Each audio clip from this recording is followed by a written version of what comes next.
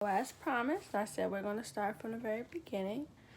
So it all started, I was living in Philadelphia with my roommate Amaya, and next door lived our other friends, Shay and Ayana. So it all started where I started getting these little marks on my face, and I used to always feel sick and be throwing up and stuff.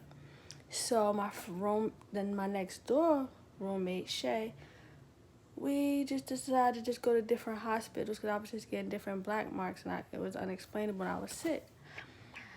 I went to every hospital in Philadelphia. They said nothing was wrong with me, so I'm like, cool. They just said I had a fever, I was sick, like regular, like I had a flu. So I was cool with that. That was fine. I'm like, okay, I got the flu.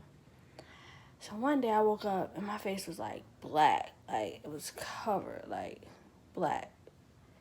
And I'm like, I know if I called my mother, she would just blow it up. And I didn't feel like it would have been that serious or whatever. So I didn't call her. So I didn't go to school for a few days. And then one day I woke up and I felt like I couldn't move. So I'm like, Maya, I can't move. I can't move.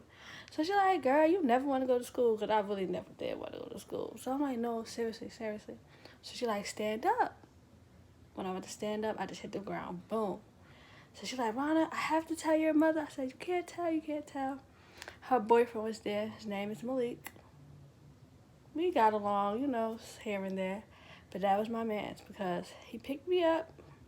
He ran me all the way to the hospital. I mean, the hospital wasn't far. It was like down the street, around the corner, but it was like a little distance. So as I'm there, they saying there's nothing wrong with me. They don't know what's wrong with me. So they give me all these fluids, all this stuff. So I'm there for the day. Eventually, I regained like the motions in my body, whatever, and I was able to just get up and just go home eventually. So Maya, of course, told on me, called my mom. So my mom came and she made me leave Philadelphia. I left everything, all my clothes, all my sneakers, everything. She made me move back home because we were still trying to figure out like what was wrong with me. So as time went on, I went to hospital at the hospital. I was refusing to go to Beth Israel and UMD Hospital in North New Jersey. But it was just because I felt like they wanted to know what they was talking about. So I went to I went to every hospital, St. Barnabas, every hospital you could think of in New Jersey, I was there. Mother took me, my sisters took me, da da da. But one day I had woke up with the same feeling from Philadelphia, like I couldn't move, I couldn't do nothing. So my brother James took me to Beth Israel's Hospital, where my mother met us there. This is October 6th. The day that I was like diagnosed. So they sitting there, so the doctor's looking at me and she's like, I don't wanna say it, I don't wanna say it. So I'm just sitting there like, you don't wanna say what? So she's like, I just don't wanna say it. I'm like, okay, whatever. Cause she's like, it just looks like it. So I'm like, looks like what? So as we're sitting there, she's like, it looks like you have lupus. My face was huge and it was like swollen like this and it was like completely black. And she was like, you have lupus. So I'm just sitting there like, okay, what is that? So my mother instantly just started crying. She leaves.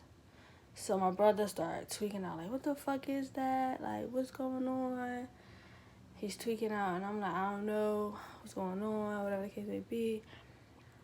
So my mom leaves for a minute. Well, she didn't leave. She just went out because she was crying. Me and my brother still lost. So they started doing blood work, all these tests. So they came back. So they confirmed it. Like, that I had lupus. So me and my brother still sitting there looking dumbfounded. My mother is bawling, like crying hard. And I'm like, still confused. So then I asked the doctor, like, explain it to me and my brother. So he was like, well, it's just like an immune deficiency disorder, It affects the muscles, the blood cells, your red and white blood cells. They usually work together to build your immune system, but mine does the opposite. They fight one another. They don't work together. They go against each other, so it makes it hard for me to fight off infections and bacteria, anything of that sort. My immune system is just shot, and it deals with the muscles, the skin, you know, everything. So my brother like, okay, so you're gonna give her something, make it go away, right? So they're like, we can't make it go away. Like, there's no cure for it. So my brother like, wait, so me and my brother like cancer, like what's going on? And I can honestly say that was the first time I ever seen my brother cry. He was crying. I was still sitting there looking dumbfounded, didn't know what the fuck was going on. So he's crying. So now I'm crying because I'm like, oh my God, like, what's going to happen to me? Like, in my head, I'm just like, I'm going to die. Like, am I going to die? Like, you can't fix this. Like, it's not you could give me. And they're like, well, we could give you, like, medicines that'll keep you stable and keep you all right and comfortable with the illness, but there's no cure for it. And I felt like my heart stopped. On that day, I just felt like it was just,